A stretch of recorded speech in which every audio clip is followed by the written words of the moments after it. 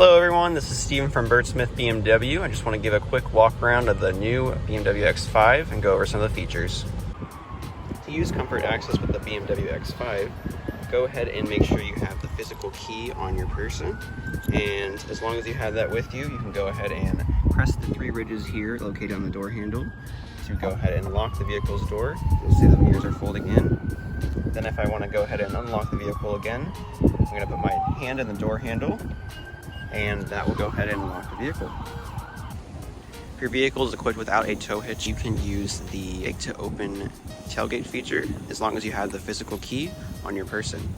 Approach the vehicle from the back and kick once in under the vehicle to open the tailgate. To close the tailgate, go ahead and approach the vehicle again and kick straight under the bumper once more. The car will beep at you, letting you know the tailgate is closing.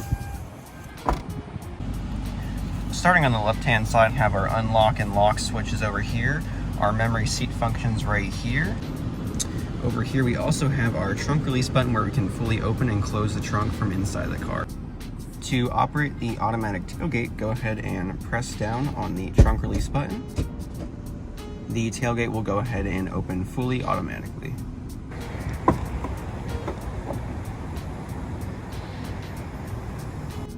To close the tailgate automatically, go ahead and pull up and hold on the switch, and that will go ahead and close the tailgate completely.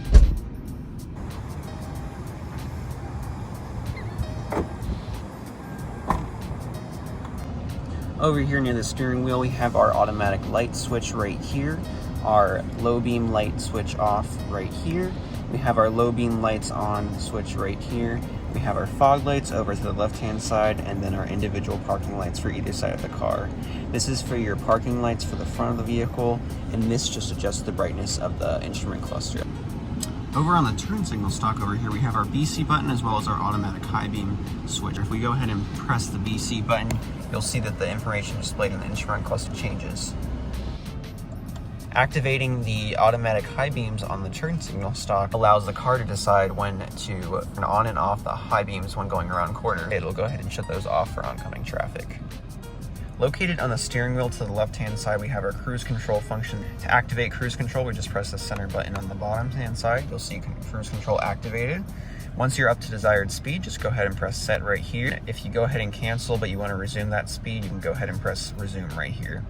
This allows you to adjust the cruise control speed. So when you are in cruise control, you can flip this up to increase the speed 1 mile per hour increments to 5 mile per hour increments, and down as well. Speed limit button right here allows you to set a certain speed limit that the car will not allow you to go past.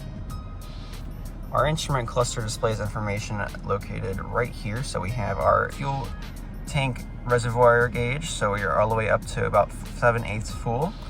We have our current time displayed here, and then we do have a full digital screen map right here, so you always know what direction you're heading in. Located over here, we can go ahead and change what selection is displayed in here. Right now I have the gear, so we're in park. Then I also have my temperature gauge over here on the right-hand side. On the right-hand side of the steering wheel, we have our media controls. So we have our volume up and down buttons for the stereo. We also have our seat track buttons right here, and then we also have our telephone button right here. I can go ahead and answer the phone by pressing it, and once I'm in an active call, hang up on the person by pressing once more. This is our media selection button, so if you don't want to take your eyes off the road, I can press this once, and you'll see that our media is displayed in here. So if I want to scroll through different media selections, I can go ahead and use this rotary wheel right here. Once I want to select a different media selection, so if I want to go into Sirius XM, for example, once I'm hovered over that, I can go ahead and press in on this rotary wheel, and now I can go into Sirius XM channels and browse those as well. To get out of this menu, you can press this once more, and then you will be out of the media selection menu. Next to that, we have our personal assistant button right here. So if I go ahead and press that, you can activate personal assistant. For example, I can use a personal assistant to control the climate. I'm hot. No problem. I'm lowering the temperature so it will be more comfortable shortly. Located in the center of the dash is our air conditioning control. So we have our heated seat button right here. We have our max defroster button for our front windshield. We also have our rear defroster button right here. We have our airflow button located right here, as well as our automatic climate control button right here. Temperature controls are located right here. I cycle up for an increase in temperature, and then I cycle down for a decrease in temperature. This will adjust the fan speed right here, so I can go up to increase the fan speed and then press down to go ahead and decrease the fan speed.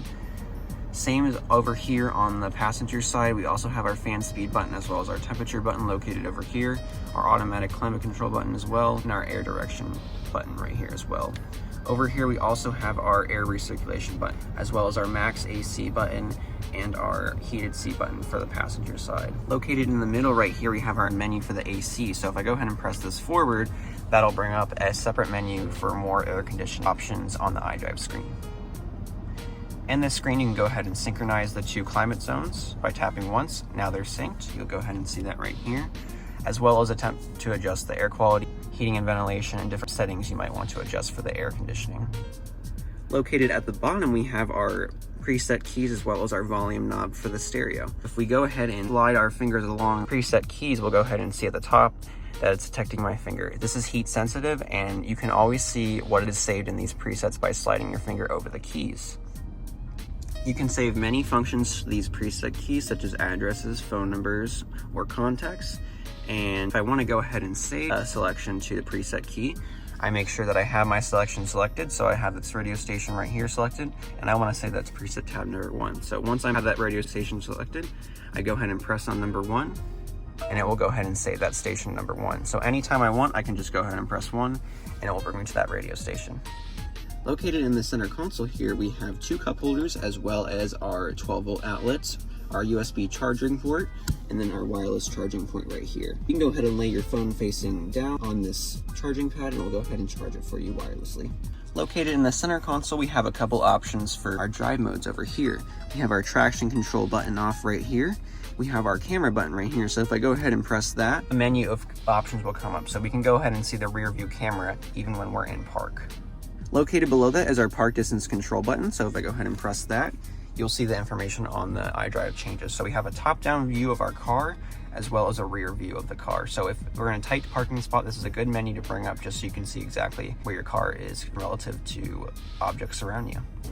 Located below the park distance control button, we have our automatic start-stop feature off button. The automatic start-stop feature is a feature that will turn off the engine when the vehicle comes to a stop, and then will turn the engine back on when the accelerator is depressed. This feature will save you fuel economy, but not everyone likes this feature, so you can toggle this feature off by pressing this button here, located below the park distance control button.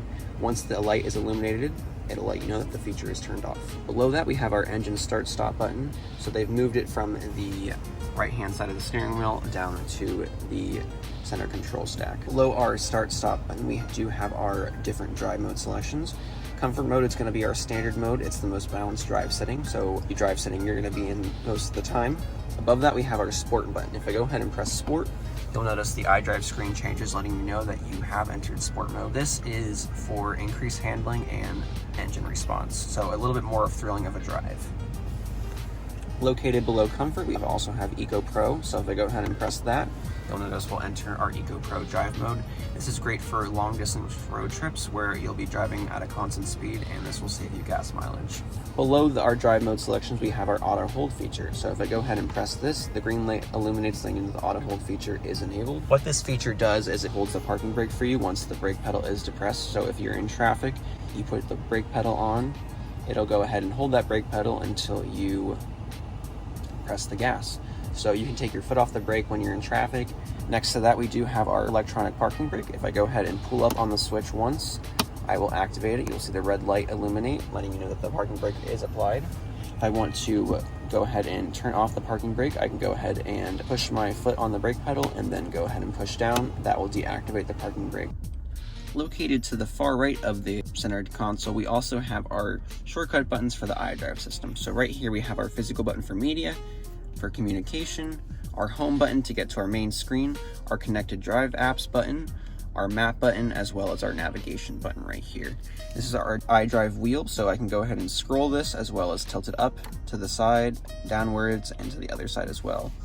Located below that, we have our back and option buttons. Our back button allows us to go back one page in our iDrive screen, and then our option button will go ahead and bring up different options for each menu item. In the center of the dash over here, we have our iDrive 7 screen. Over to the left of the iDrive 7 screen, we do have our media, communication, navigation, car, and Connecteddrive app selections. If we go into media, you'll see that you have all of your radio stations in here. So we have our presets, our Sirius XM or satellite radio options, FM and AM, as well as any Bluetooth devices or any saved songs to this car. If I want to go home, I just press the home tab up here, or use the physical key down here to press home. Next, we have our communication tab right here. So if we go into communication, once a phone's connected and allows contact share, we can go ahead and access our contacts here. So when you do have your phone connected, you will see all of your contacts populated. We also have our telephone feature right here. So once your phone is connected, you can go ahead and make phone calls as well as see as recent phone call history and outgoing calls. You also have your BMW Assist as well as BMW messages and mobile devices. If we go into mobile devices, we can go ahead and connect a new device. Over here on the right hand side, I press new device, phone calls and audio. And then I can go ahead and go into my phone and search for the BMW 63966 number. On the left-hand side, we also have our navigation menu. So if I go ahead and press this will bring us into our navigation screen. At the top, we have our classic where to, where we can go ahead and type in an address we desire to go to. We have our classic input, which allows us to speak or go ahead and populate these tabs to put in an address in. We have our home address tab, which allows us to save our home address to our car, as well as our recent destinations, our points of interest in the area, our contact locations, and then receive destinations too. On the left-hand side, we also have our car options. So in our home screen, if we type the car selection, we'll go ahead and bring it to our car settings information. So we have our driving information, vehicle status, as well as settings. The most important options in this menu are vehicle status, which allows us to see our current tire pressure monitoring, as well as our engine oil level, any check control messages, or any services that are due for my vehicle. If I go back to the left-hand side, I can go ahead and see my settings as well. This is important for changing any of the settings for your doors, your keys, your seat comfort, as well as climate control. Another cool feature in this menu is our interior lighting button. So if I go ahead and press that, I can change the ambient lighting color in this menu right here. What's also cool about this car menu is that you do have a digital owner's manual. If I go ahead and press our owner's manual, I can go ahead and keyword search for anything I might be having trouble with.